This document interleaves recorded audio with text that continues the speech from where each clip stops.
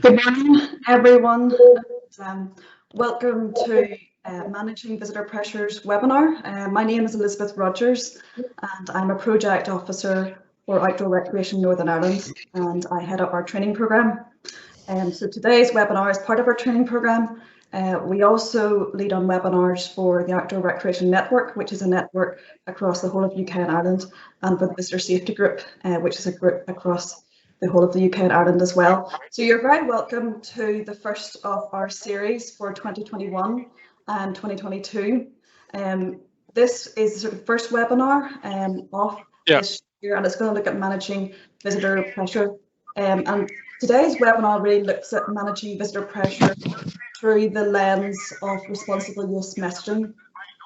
Just so that if you're joining with us, can you just ensure that your microphone is on mute? I think we're just getting some feedback coming through from different microphones. So as seen over the last year, and indeed in the bank holiday just gone, the number of visitors to the outdoors has increased enormously, and consequently many of our sites across Northern Ireland are experiencing unprecedented visitor numbers, and with that, of course, there are associated negative behaviours. And we see that it comes in the form of visitors not coming prepared to sites, in the form of dog fouling, lack of dog control, barbecues and the dangers of wildfires, irresponsible car parking on roads and in front of gates and entrances. So this webinar, it aims to provide you with some case studies and particularly discussion on how these challenges can be effectively managed. And we'll have contributions from Leave No Trace Ireland, National Trust Northern Ireland and Outdoor Recreation Northern Ireland. But we're also keen for you to share new and innovative approaches that you are using. And so we'll have breakout rooms in the final third of today's webinar, and that will allow you to share and discuss examples of what you see to be working and what is not working. So just in terms of some housekeeping rules, just note that this webinar is being recorded. So if you want to remain anonymous, just ensure that your webcam is turned off at all times. We do actually ask you just to turn off your webcam, and that just ensures that it helps with bandwidth and ensures that all presenters can share their presentations effectively. So it is being recorded today, and that means that if you don't catch all of it, or if you want to watch back, you can do that at a later date. Please use the chat pane. That's a really good facility on Microsoft Teams to have discussion, to input questions to speakers. Our speakers will be monitoring that chat pane, so do put questions you have in there. Also put in other examples, other discussion points that maybe you want to engage with other attendees with. So that's a place to do that. Hopefully at the end of the presentations, there will be time for questions. If you'd like to ask a question, just raise your virtual hand during that part. So for the running order, we've got three main presentations today. So first up, we've got Dr. Noel Doyle. He's going to be speaking from Leave No Trace Ireland about their responsible use education. And then after that, we're going to be turning to National Trust, who are going to be talking about a couple of their urban fringe sites and how they're managing those. So we've got Josh Watts leading that presentation.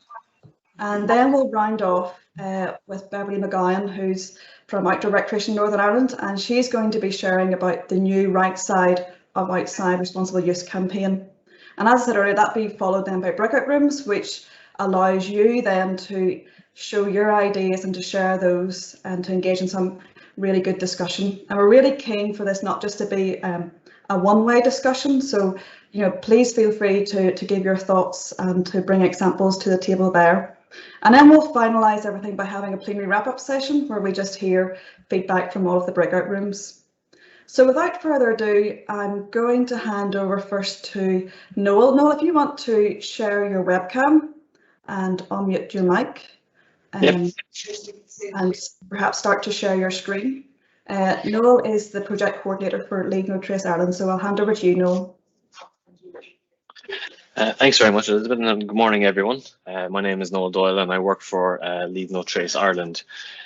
My presentation today is going to be talking about managing visitor pressure through public awareness and education. And I'm going to be discussing our campaigns, one from 2020 and now moving into 2021, the awareness campaign that we're currently running. So I'm going to talk a little bit about who we are for anyone who doesn't know who Leave No Trace Ireland are. We're an environmental charity that produces research and guidelines on responsible outdoor recreation. Our mission is to promote responsible recreation through education, research and partnerships across the island of Ireland. We're an all-island organisation. We're supported by state agencies and we're embedded in government in both Northern Ireland and the Republic.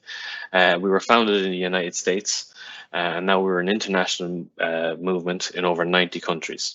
Talking a little bit about the context, and the main thing is about the pandemic of COVID-19, there was a surge of recreation to the outdoors, the likes of which we hadn't seen before. Many people saw that it was vital for their physical and mental well-being during the lockdown period. As well as that, there was new demographics of people heading to the outdoors, groups, younger people, families, people going to the outdoors habitually for the first time.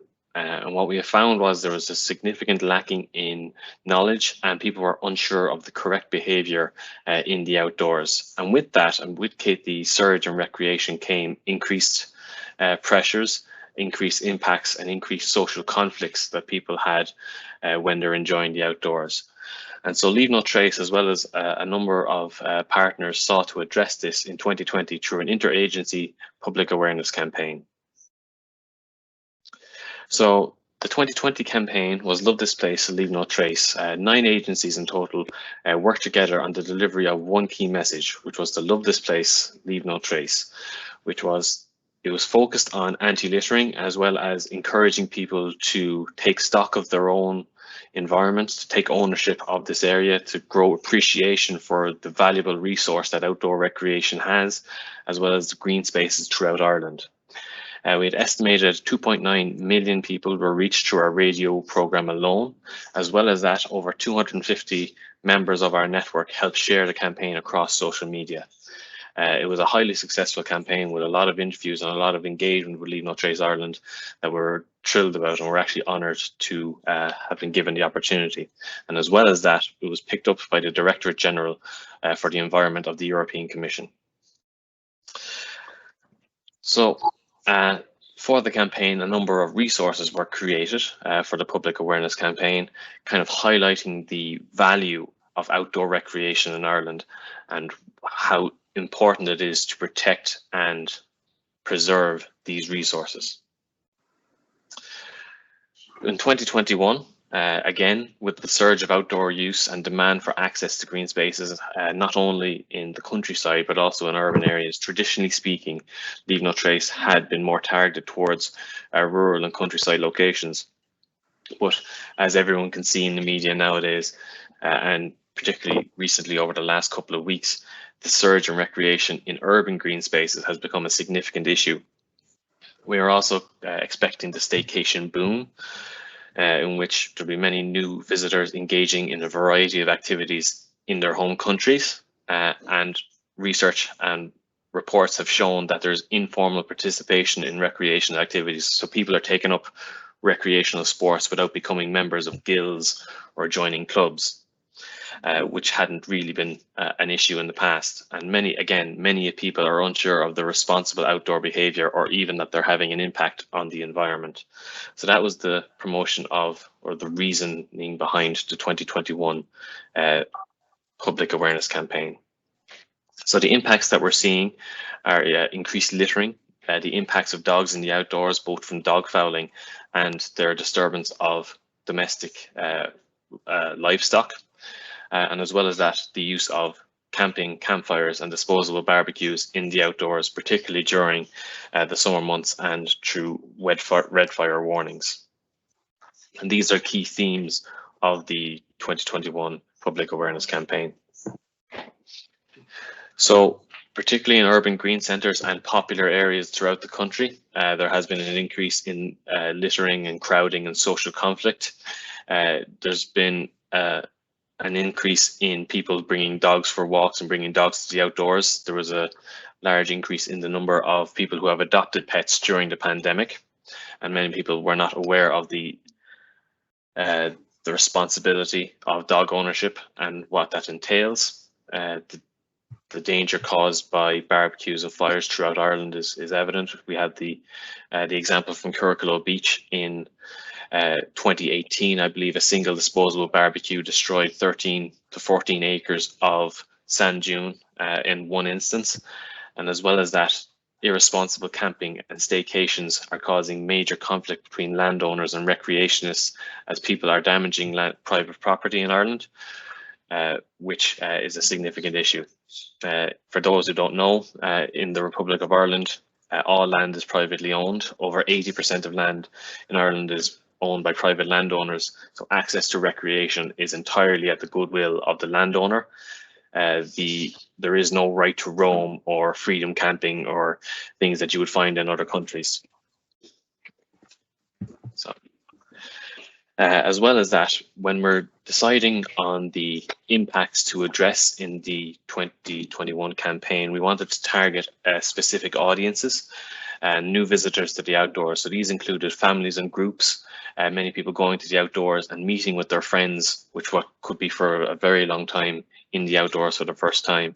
And as well as that, we're dealing with youth, so we're dealing with teenagers and young adults who historically had not been major outdoor advocates and are now going to the outdoors more for the first time. So our campaign partners, we have Cuilcha, we have the Department of Rural Community Development, Fáilte Ireland, the OPW, Waterways Ireland, Sport Ireland, Housing, Local Government Heritage, the National Park Service, and we've just gotten the Dublin City Council has come on as a campaign partner as well, because due to the increased impacts of recreation in urban areas. And so we've targeted urban areas in our messaging. So the Love This Place, Leave No Trace campaign, we're using the same logo as the last campaign. And what we're doing is we're doing a media launch, which is a ministerial launch in a national park.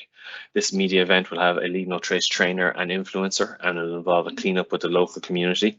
This is just a way of engaging with the local community from the very start and helping clean up an area and showing and providing the skills in how to behave and recreate responsibly. At the same time, we're going to be launching a social media campaign across our campaign partners with 6 social media posts over a number of weeks. As well as that, we're developing videos and educational resources such as checklists and pamphlets and brochures. And the goal of this is to direct people towards the Leave No Trace website, where we've created a dedicated landing page for the campaign. And when people go to the campaign, go to the website, they can download the resources and they can take the partner packs. And we have developed press releases, which are we have a press release that is going to be launched on the Government of Ireland website. And in addition to this, a tailored release for each campaign partner, which kind of targets the specific impacts that are relevant to them, but is under the umbrella of the entire campaign, is going to be developed and released. We are also developing a radio campaign, which is going to be over 4 weeks, and it's going to be a nationwide radio campaign that is both over national and local broadcasts. And the whole idea is to promote people to visit the Leave No Trace Ireland landing page. 1 second.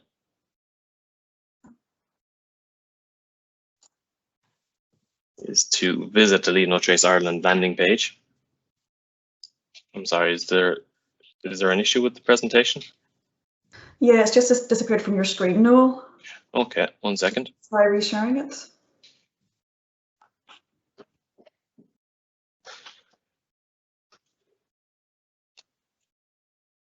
So we can see the opening slide. Yeah. Don't know what happened there.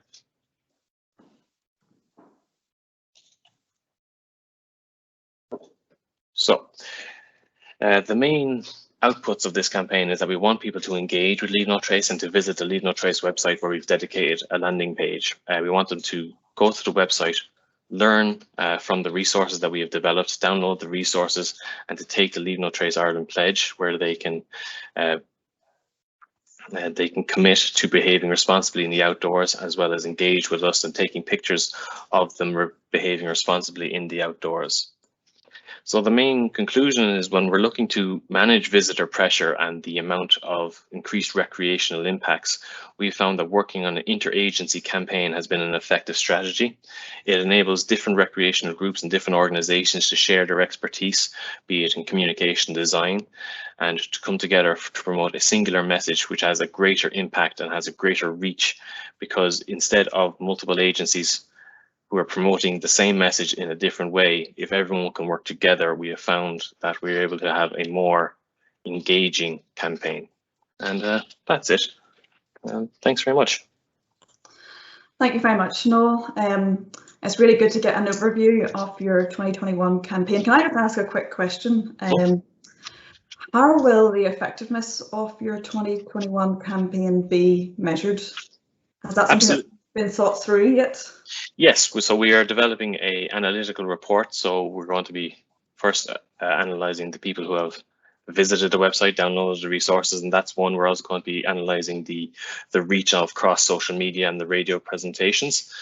So that's another one. And we are also going to be looking for engagement with local participants, and have they taken the pledge, have they promoted it on their own social medias, and are we able to find the impact? We're also going to be working with our partners on their communications and seeing how they are engaging with their local communities. And I suppose the ultimate gauge will be if there's behavioural change on the ground. Absolutely. Tackling these issues that are associated with visitor pressures. Absolutely. With the increased use of the outdoors, there's increased visitor pressure, and it's very hard to monitor behavioural change. Anyone who has tried behavioural change, the direct management approach, which is, put in more bins and enforce, it's, very costly, but the visible impact is quite there. When you're trying to develop a behavioural change that is using education and communication, it can be harder to judge the effectiveness of it. But we feel that with engagement, if people understand why we need these behavioural changes, and they can download the resources and learn about behaving responsibly in the outdoors in a way that is non-confrontational, and then to promote their own, to normalise behaving responsibly in the outdoors, which is what the campaign is about. That it is okay to bring a bag to the beach, to bring a bag with you and pick up litter. That is not an irregular behaviour. That is a responsible behaviour, and it is something that should be promoted, not kind of shunned, because that is a major component as well. And to date, what has been the response from the landowning community to the campaign, just to the broader work of Leave No Trace Ireland? How would you say has been their response? Generally speaking, the landowner community promotes Leave No Trace Ireland. In the Republic of Ireland, as I've said, there's a major, there's the issue of access and conflict is a major issue in Ireland. So we have always tried to work with the landowners, and we're hoping to work with them more in the future, because instead of the financial incentive, if we can work with them and engage with them, because the impact of dogs is a major issue in private land in Ireland. So we've been working on developing messaging that kind of promotes people not to bring dogs into the countryside areas, particularly during lambing season. So we do aim to work more with private landowners in the future, but so far the uptake and the interest has been good. Super. Well, if anybody's got any questions for you, Noel, they can pop them into the chat pane, and I'm sure you can also put links into the chat pane of further resources, and if people want to find out more about how they can maybe join in with the campaign. So I'll let you do that. I'll hand over now to Joshua Watts. Joshua, if you want to put on your webcam and take off your mute button. Joshua joins us from National Trust Northern Ireland, and he is their general manager for Belfast Property Group. And it's great to have Josh here. Josh is going to talk about some of the more popular urban fringe sites that he looks after in the Belfast area. So I'll hand over to you, Josh. Elizabeth, can you hear me okay? Yes, we can indeed. You see the slides okay? Yep, everything's good. You're good. Perfect. Perfect, thank you, and thank you for having me today. I'm going to jump right in. So welcome to the National Trust in Belfast. Come and see spectacular views of our city across an array of beautiful landscapes, exercising your body and calming your mind, with convenience to the city centre, of course, and amenities for your comfort. And in the words of one of our founders, we all want quiet, we all want beauty, we all need space. Unless we have it, we cannot reach that sense of quiet in which whispers of better things come to us gently. I did try and get Liam Neeson to do that for me, but we couldn't afford him. So please, thank you for having me today, and welcome to this short presentation on how we have brought quiet, beauty and space to Belfast, or how do you meet the needs of the 450,000 annual visitors we have across the 4 beautiful urban sites we have in the middle of a global pandemic. So this presentation today is going to focus on a number of on-the-ground issues that us in the National Trust have been dealing with really over the past 12 months. I'm going to touch on some of the direct impacts, and then I'm going to talk about what we've done and hopefully share some lessons learned, both good and bad, and hopefully stimulate some debate and conversation in the later half of the session today. Obviously, we've talked about some of the big campaigns that are happening. We're plugging into these, and just on the last point there about behavioural change, really we want to see if what we have learnt and how we can do better. So just to give a brief introduction, so obviously the National Trust, it's Europe's largest conservation charity. It's based across England, Wales and Northern Ireland. We're a region within that broader portfolio. The Scotland does their own thing.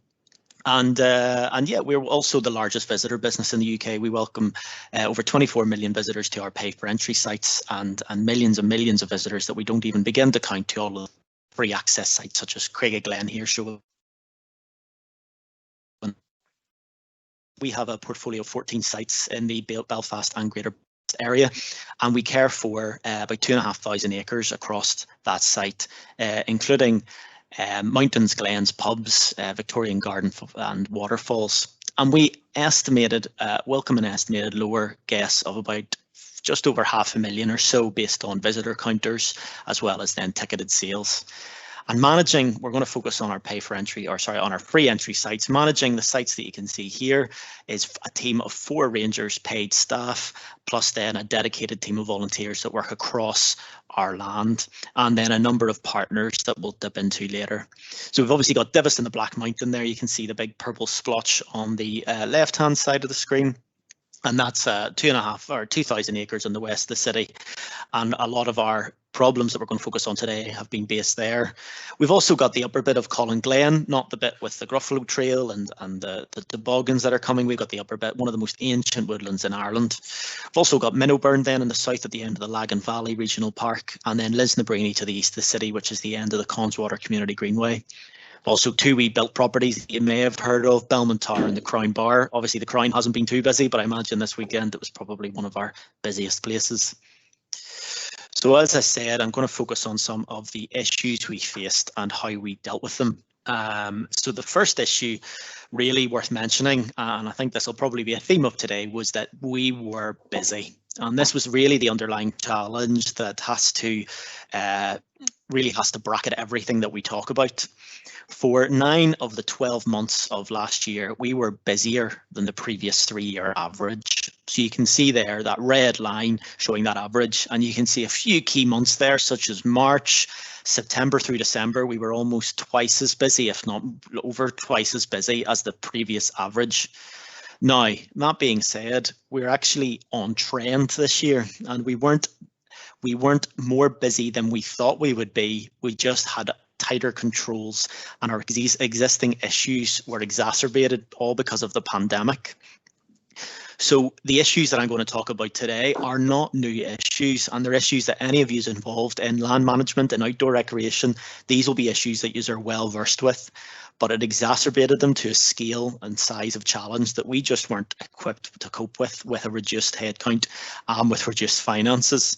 As an organisation in the National Trust, we have lost millions because a lot of our business is based on hospitality. It's how we fund the conservation and charity work that we were set up to do. Some of the issues that I'm going to go through, I've mentioned, fly tipping, illegal organised events, aka raves, dog fouling, overcrowding on our sites and parking. So to start off, I'm going to show you one of probably the finest collections of dog litter bins and litter bins. I think we should probably get this printed out and shown at Mount Stewart.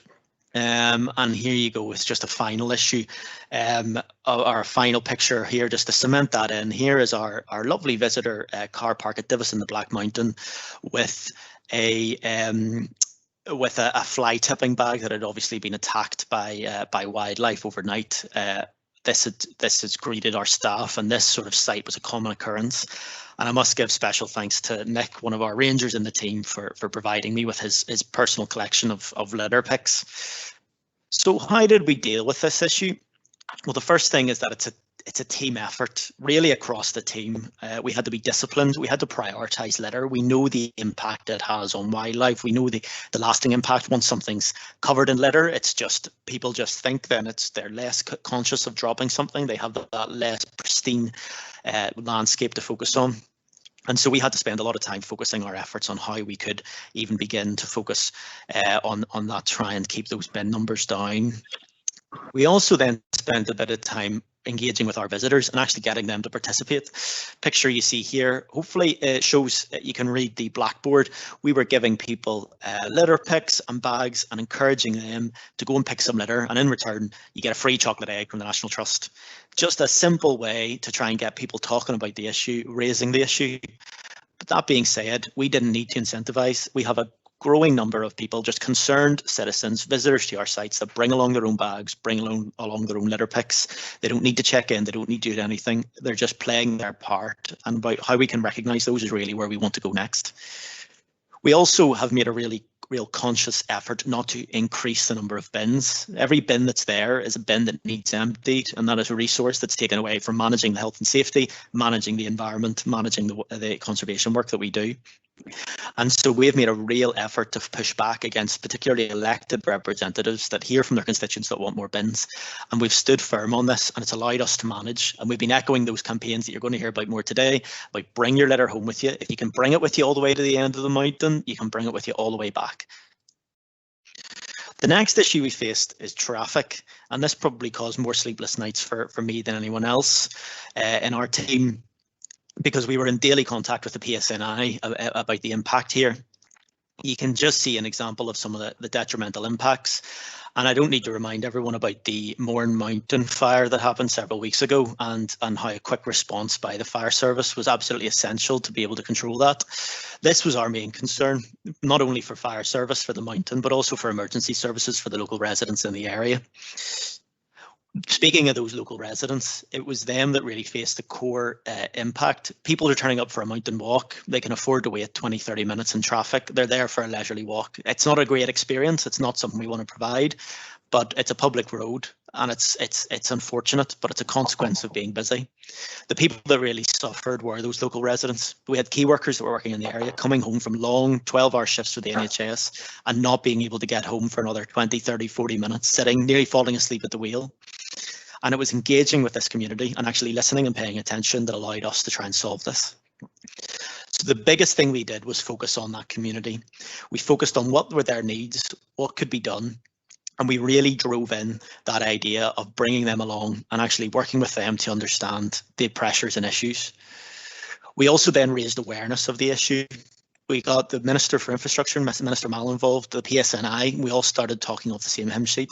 As well, then we had Paul Maskey, the MP for the area, who we'd invited up to talk with us. And he then started putting out tweets to raise that issue from the ground up, asking people to be responsible, asking and acknowledging the work that Department for Infrastructure were doing, and really championing the fact that things could be done, but we needed everyone to play their part.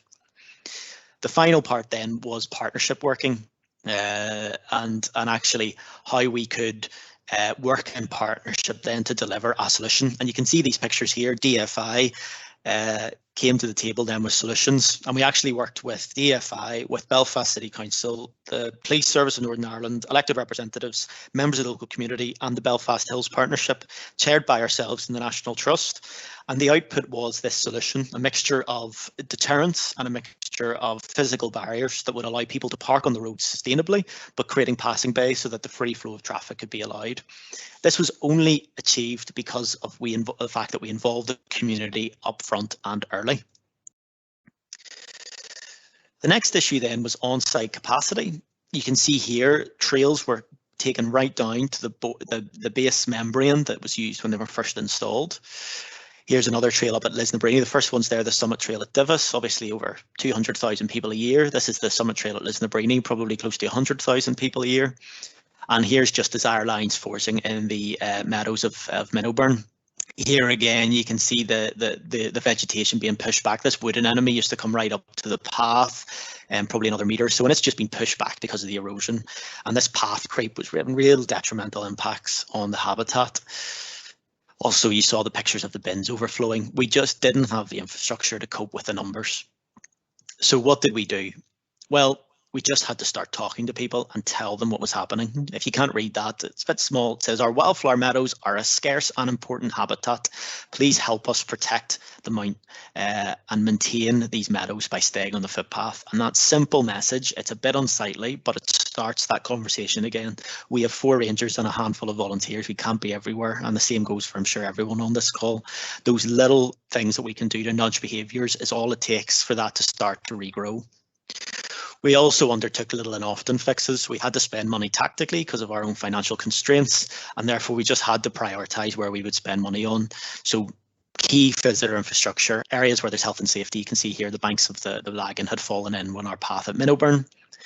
But we also benefited from big investments, and DAERA were kind enough to generously donate us a grant of £30,000 to redo our Summit Trail at Divis, which was a fantastic investment. And actually the Scottish contractors we got were brilliant, worked with our team and actually taught them some key skills that they can take away to maintain these paths for the future, to then promote that little and often fix. The next issue was antisocial behaviour. We saw fires, campfires. We saw this new trend, some of you may have come across, of trying to burn a tree from the inside out. Something to do with TikTok videos, I think, have started this, something to do with lightning striking trees. We also came across drug use on our sites. Fireworks, these were found at just dumped at after a firework display illegally at Divis. And then there was also graffiti. This bit of graffiti here was the only bit that I could share on this call before 9 o'clock, probably in the evening. This was right from the start of the pandemic. We also had young people gathering, and this is actually on a power line, a big mast up at Lisnabreeny.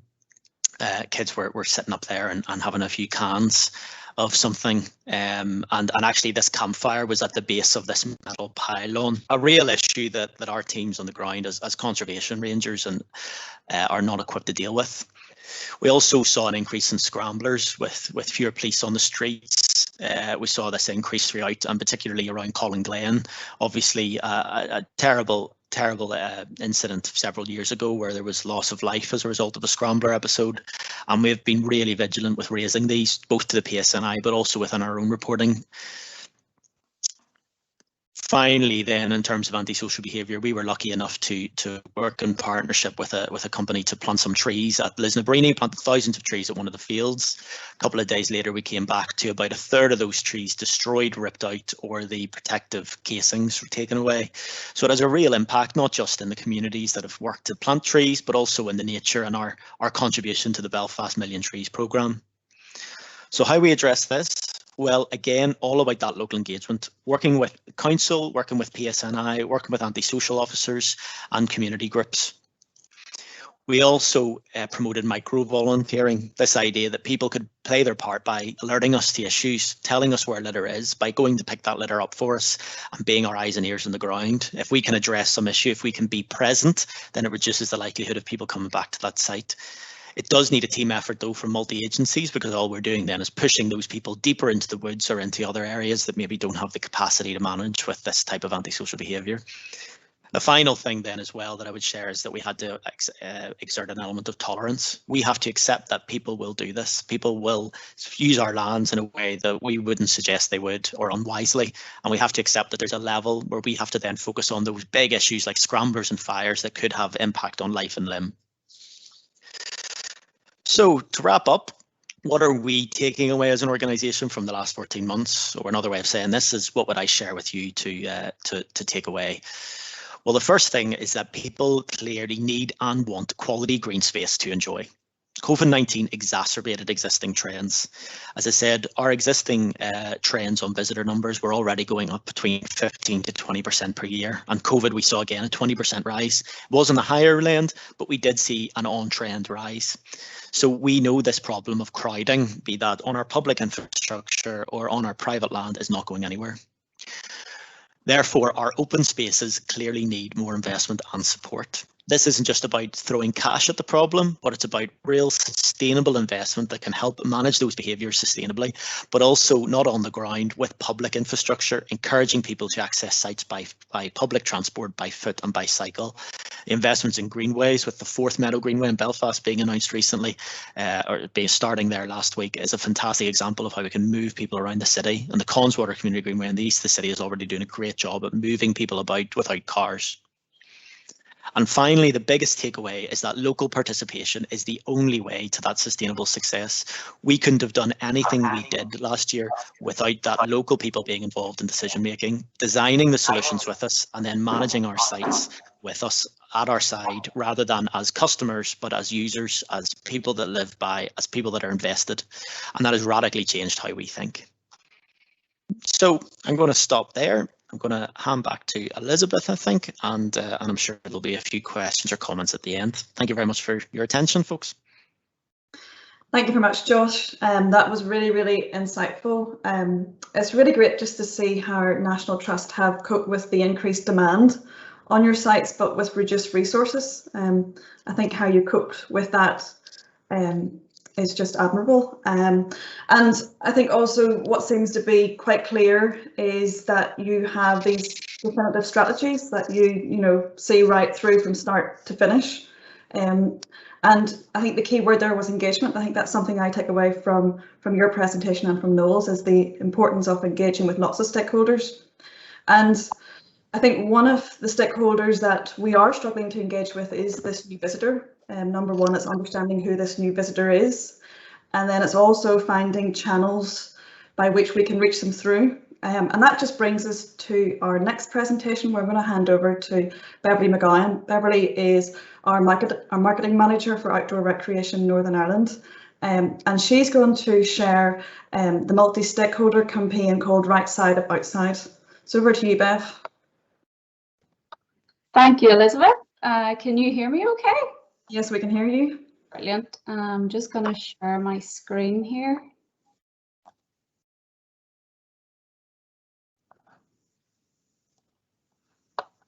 Can everyone see my slides okay? Yes, we can see your slides. Brilliant. Sorry? You're good to go. Great, perfect. Thank you, Elizabeth, for inviting me along today. As Elizabeth said, my name is Beverly McGowan, and I am marketing manager within Outdoor Recreation NI. And this morning I'm going to speak to you about a campaign that we've been rolling out since the start of, or end of March, sorry, called the Right Side of Outside. So basically, what is the Right Side of Outside?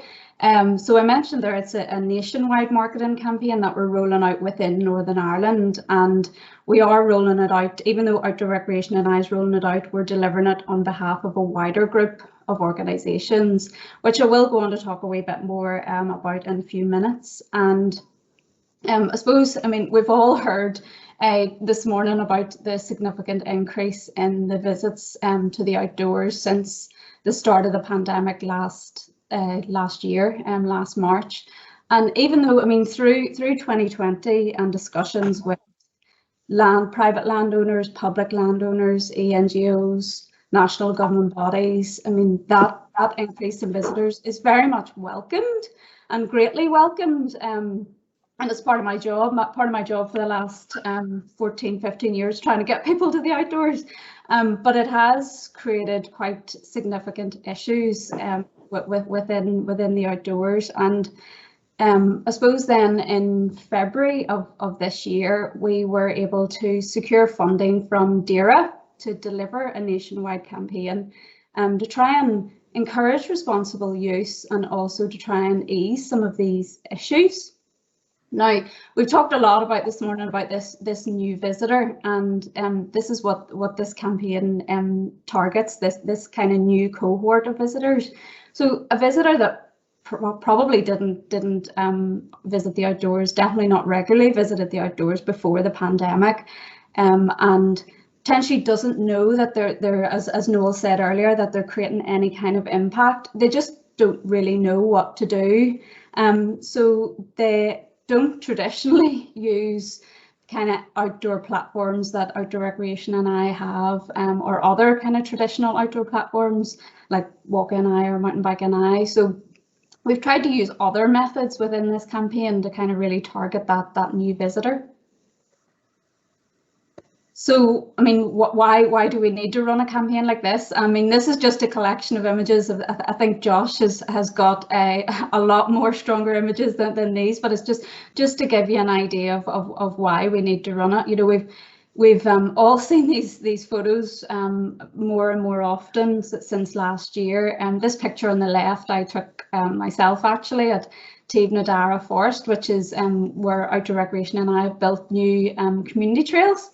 So you mightn't be able to see there on the screen, but on the left-hand side of the bin, there's actually an empty pizza box. And people then have come after somebody's left the pizza box there because the bin has been full, and then people have decided to leave their full poo bags on top of the pizza box, probably thinking that it will get lifted at some point. But as you can imagine, I was visiting this site with my toddler, 2-year-old toddler. So whenever he got out of the car, you can imagine what he went straight to. So then the picture in the middle left is of Josh. You'll recognise this. This is of Divis. So because the car park's full, then all these cars have decided to park on the roadside. And as Josh said, this is a public access road. So, you know, it's creating obstructions for not only just local residents, but also, you know, more importantly, emergency vehicles. Third picture we see all too often is people go to the bother of actually lifting their dog poo, but then they leave it hanging on a tree. Not sure why. Maybe they had intended on their way back to lift this and put it in the bin. I'm not sure if even if there was a bin there, maybe there wasn't a bin there. And then the photo on the right hand side is I'm sure we've all seen this as the recent wildfires in the Mournes. So I mean, this is illustrated, you know, how human error can have a really long-lasting and devastating impact on the environment. You know, collectively, this is creating such a negative outdoor experience, but it's also creating really harmful and long-lasting issues and impacts on the environment. So I mentioned earlier that funding for the campaign has been secured from DAERA, and even though Outdoor Recreation and I, as I said, is delivering the campaign, we're delivering it on behalf of a range of other organisations, and some of whom have been directly impacted, like the likes of Mourne Mountain Rescue. So we've created a steering group for the campaign, and that steering group, there's representatives from each of these organisations sit on that steering group, and they agreed, okay, what are the most common issues and what are the key messages that we need to get out to the public? And just to let you know, there's NIPAN are also involved in this steering group, and they're just not on this slide. So that's the Northern Ireland Protected Areas Network. So when the steering group met, we agreed then, right, okay, so what are the most common issues that we need to get out through this campaign? And so the steering group had agreed that there was six main issues. So the first, we've got litter, then we've got inappropriate clothing and footwear, and that's probably part of a bigger issue with regards to planning ahead for your own personal safety. Dog waste, the damaging effects of wildfires and wild camping. We've got irresponsible car parking and livestock worrying. I mean, and you know, I've just today I've heard these all been mentioned, you know, a couple of times. So, and there are other issues, but I suppose we needed to see, you know, we needed to find out what are the most common to address initially. Now, this new visitor, we obviously you know, we've had chats about, you know, who is this new visitor. You know, a lot of discussions on, you know, it's families, groups of young men, which we've seen in Joshua's photographs. So a lot of the new visitors spend most of their time and consume a lot of their information on social media. Now, I'm sure you're all aware that social media is an extremely busy platform. So for the campaign to have any kind of impact and to get noticed, we decided that we would really need to communicate really simple messages. And really, you know, Noel had said earlier that the new visitor doesn't essentially know what the right thing to do is. So we wanted to make that really clear and really simple. You know, so just take, for example, that picture at Teve na Dara.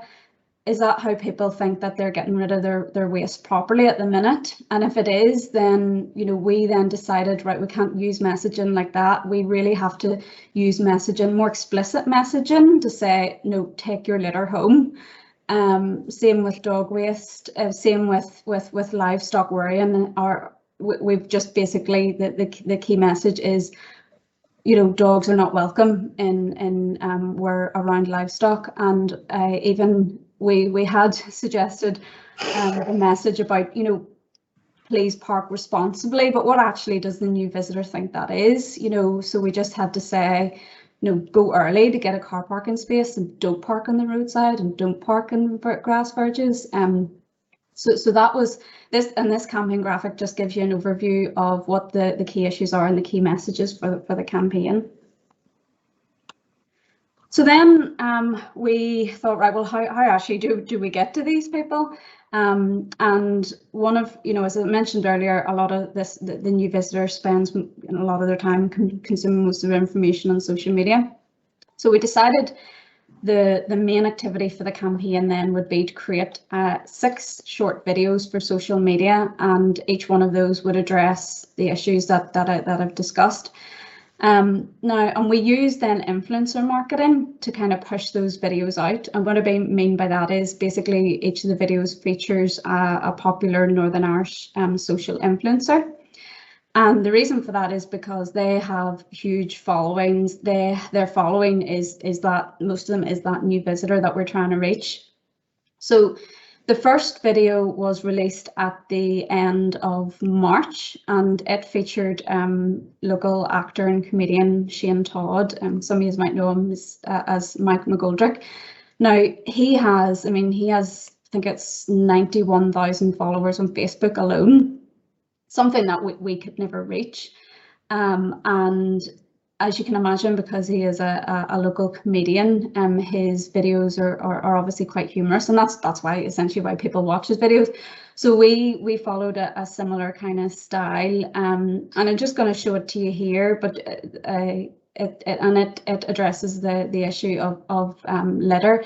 But the videos are very much using short, snappy messages to get that first reaction from the key visitor or the new visitor, and then I'll go on to talk about how we've provided this new visitor with more detailed information. Absolutely, Squire. McGoldrick here in my natural habitat, the kingdom of the Gold Coast, where the cash grows and the moe flows. The start of the good weather is very bittersweet for us North Down folk.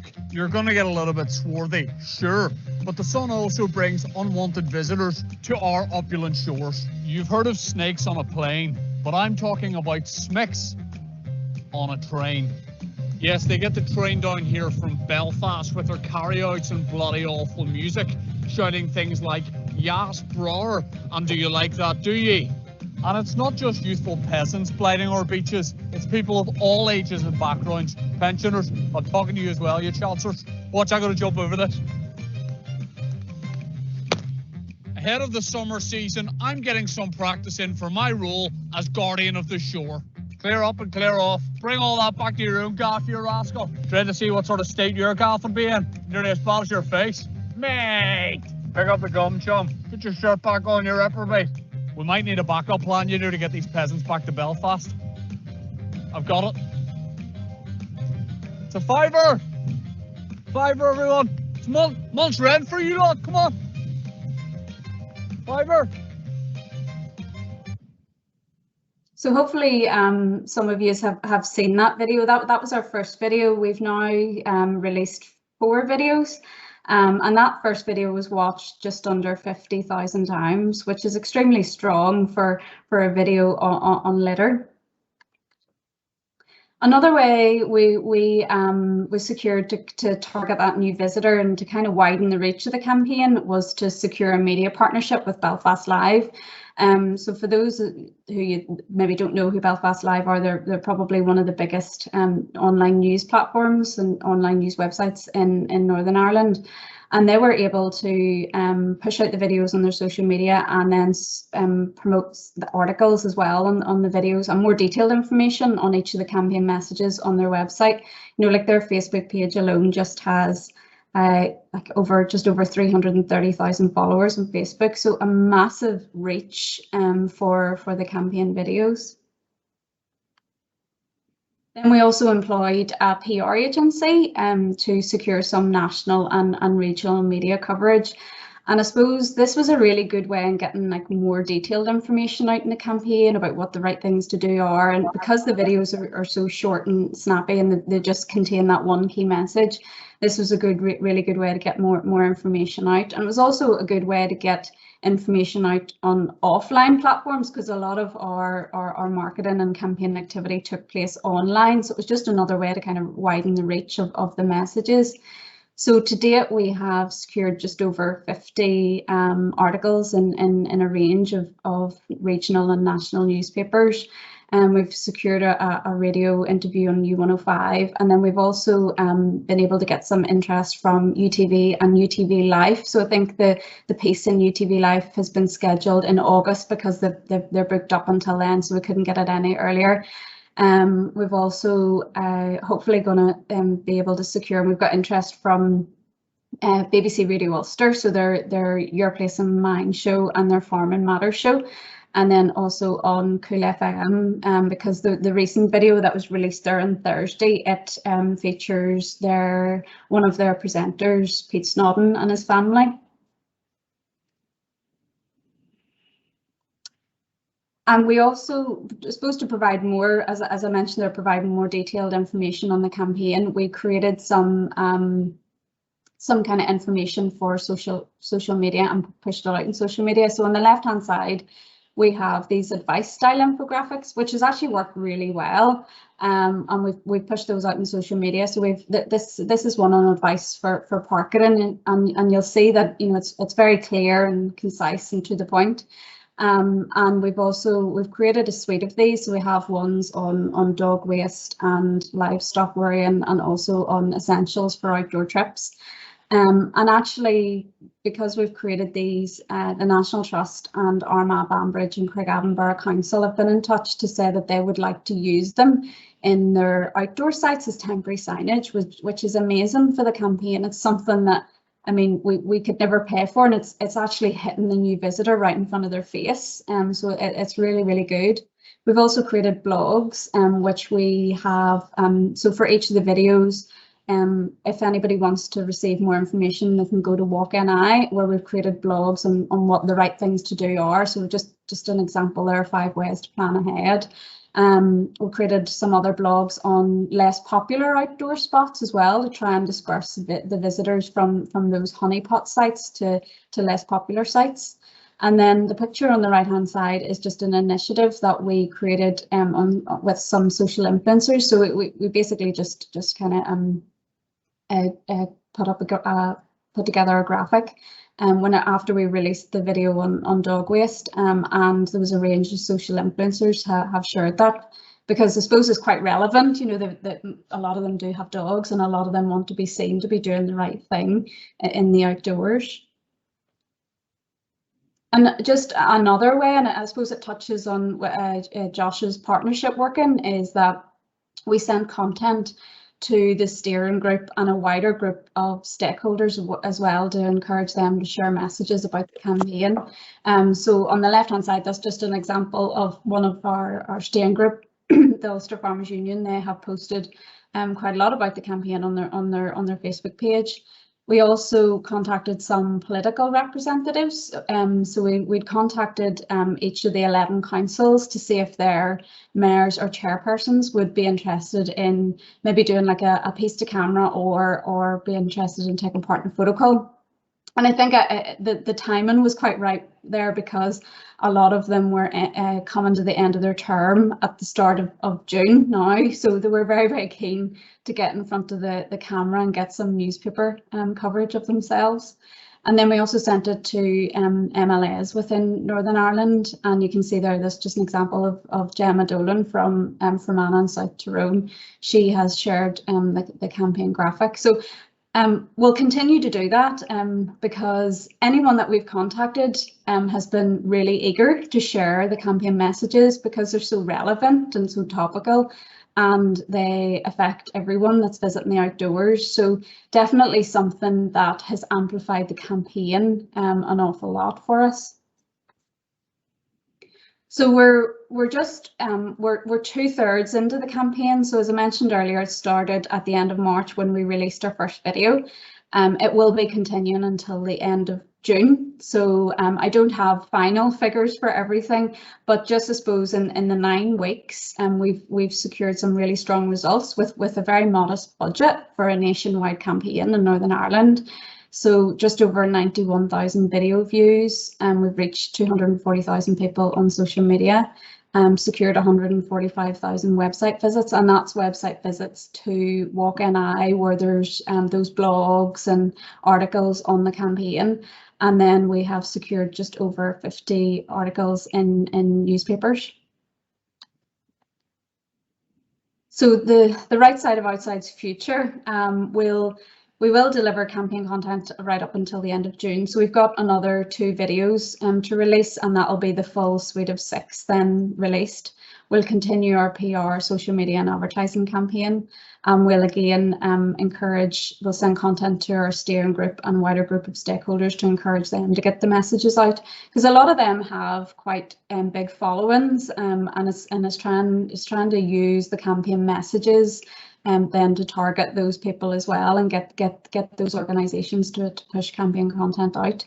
And we'll continue to engage with political representatives to try and encourage them as well to push campaign content out.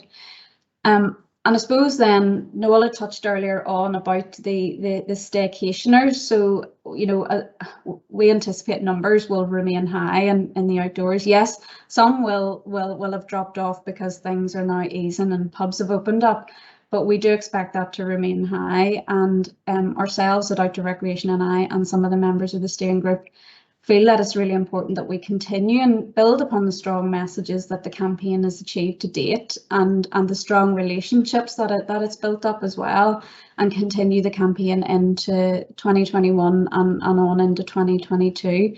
So we have a fund application in at the minute to try and fund the continuation of the campaign. And just finally then, we haven't, because the campaign's not finished, we haven't really done any evaluation of the campaign yet in great detail. But I suppose, you know, there's some key learnings that have definitely come out in the 9 weeks that we've delivered campaign activity. And I would definitely say the first one is keeping your messages simple. So, you know, a lot of people don't know what the right thing to do is to have any kind of impact, and to ensure understanding and leave no room for ambiguity. We need to ensure that messages are simple and people know what to do. Influencer marketing definitely works to try and target that new visitor, because most people spend a lot of their time consuming their information on social media. You know, for example, that first campaign video has been viewed just under 50,000 times. And just to give it some context, we would release some mountain bike videos and mountain bike and that's to a really engaged, enthusiastic and interested audience, and some of those only would get those type of figures. So for us to be able to secure those numbers and views of a litter video, I think is extremely strong. This is probably, third one is probably one of the biggest key learnings for me, is creating content that others will likely share. You know, we've created the advice style infographics, which has worked really well, and now National Trust, as I mentioned earlier, and Armagh, Banbridge and Craigavon and Council are going to erect those as temporary signage at their outdoor sites, which is something that, I mean, we could, you know, it's free marketing for the campaign, and it's directly hitting the visitor right in front of their face. The initiatives, the social influencers, that was just creating a graphic online and getting them to share it, and all the content that the stakeholders have shared. If the messaging is simple and really easily understood, then whatever content you produce will likely be shared. And then finally is just get the media involved, and it's just another way to widen reach of your campaign messages. Because most of our campaign messages and activity was focused online, getting a PR agency in to secure national and regional PR coverage was great to get some offline coverage, and also just to widen reach of the campaign messages. So something that we will definitely continue in the future. So that's everything from me. I'm happy to take any questions in the breakout sessions, or I'll just. Thank you very much, Beverly. I think that really just goes to show the importance of engaging with the visitor at the very start of their journey, which is often on the sofa as they're scrolling through social media, you know, scrolling through their Facebook page, scrolling through Instagram, that they stumble across this kind of message that maybe they weren't expecting to find, and yet it engages with them. And it's amazing. I just noted there that the campaign has already reached nearly 250,000 people in Northern Ireland, so seems to be effective that way.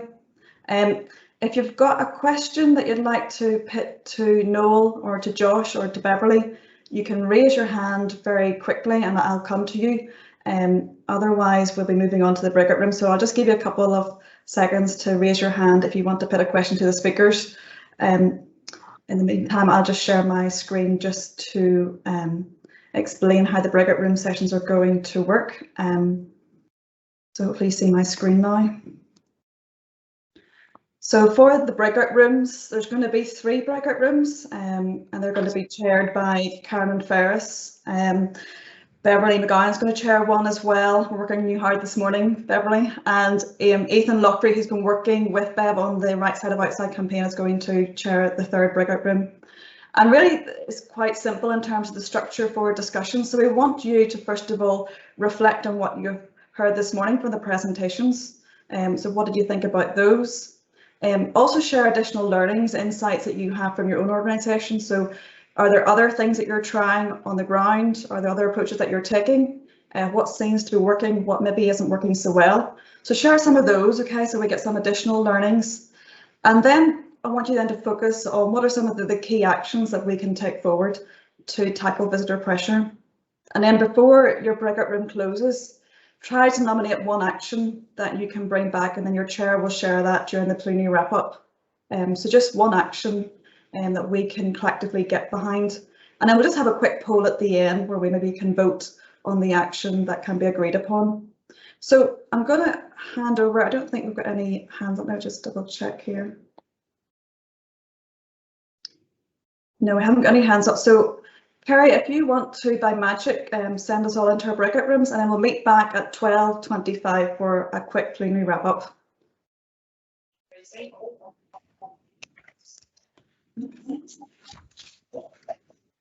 Okay, I think we're all back in the main room again, are we? Seems to be that everybody's back in. Well, hope you had a good breakout room discussion, that conversation was flowing and lots of insights were shared. Carolyn, can I come to you first? How was discussion, and did you get an agreed action from your breakout room? We did. We had a great discussion, but probably didn't have long enough. Once people eventually got talking, we could have talked on. It's such a big area.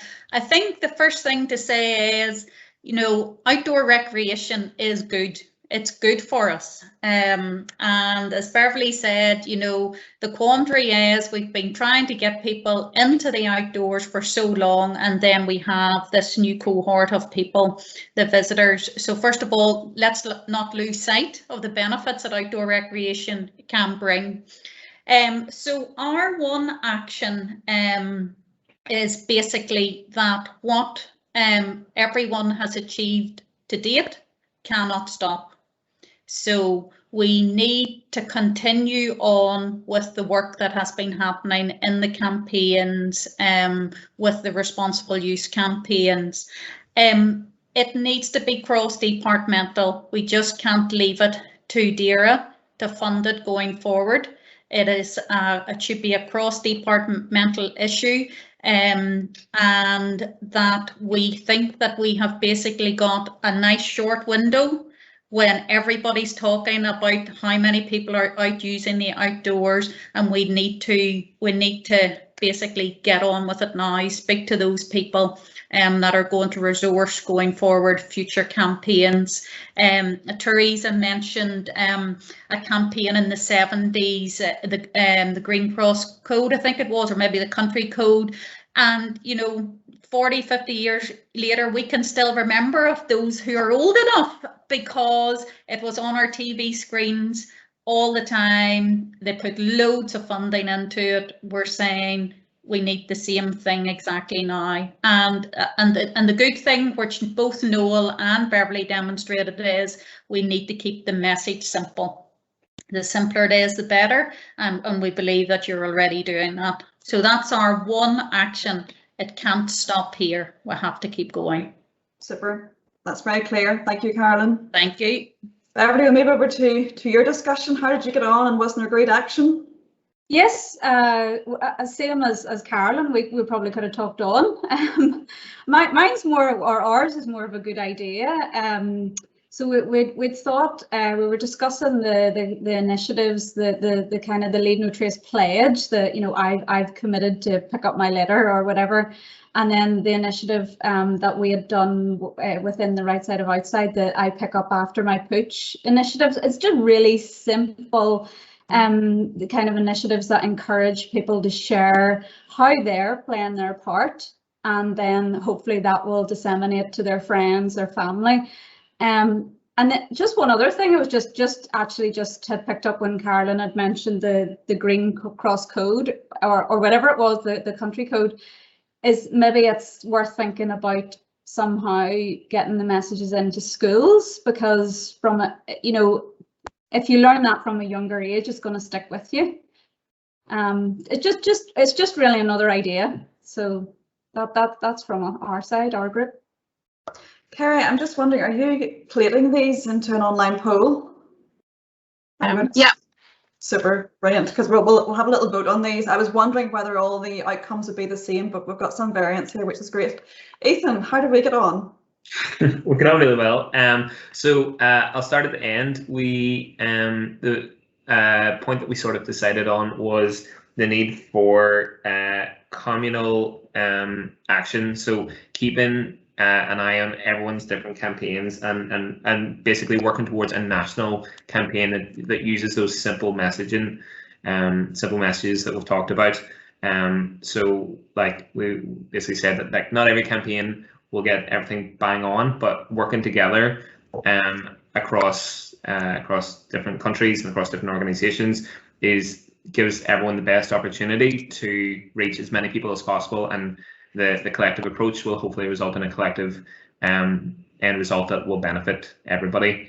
And it was really interesting hearing different places having different issues, but it's all things that we've heard in conferences with GB organisations and southern organisations. So Margaret was mentioning about at Hillsborough Forest, the car parking there is just it's a real issue, and the need for EventSec to come in, try and help mitigate that. At Jill at Arts North Down was talking about the sort of issues of young people congregating and how that impacts in different ways. And then Maybelline made a really good point about how we need to actually directly engage with these people and figure out why they're doing it, and that'll help us understand sort of why or what we can do to address whatever it is that they think they're achieving by dropping their litter everywhere. But yeah, so the communal approach and backing up a national campaign, I guess, would be our result. Okay, well, Kerry has just popped in a link, so everybody can open your chat and follow that link through to the poll, and then you can quickly vote for what we think should be the action that we all get behind. Of course, we don't have to just pick one, but we'll just see which one maybe is more pertinent from today's discussion. And then, Kerry, if you could open up and share your screen, we can see sort of the results come in live.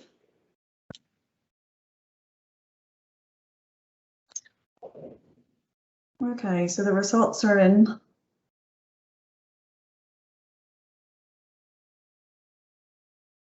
So it seems to be that a national campaign, I think, and working together has the highest number of votes, although it's closely followed behind to continue on with the current marketing that we're doing. So there we can see that actually the need for campaigns and getting behind these campaigns, working together to get the message out, seems to be coming across very strongly there. And I think it's important to say that in the easing that follows tomorrow, there will be links to the right side of outside resources, including graphics and videos, and the same for Leave No Trace Ireland. So we will circulate those as well. So if your organisation wants to get behind one of these initiatives, you can follow the links in the easing tomorrow.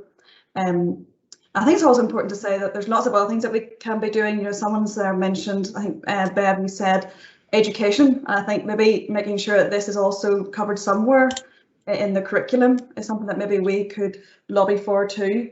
And I think it's also important to get across the personal responsibility message, you know, that you do make this pledge, that people realise that when they go outside and enjoy the outdoors, that they do have a responsibility to look after it, and that there's simple things they can do to do that.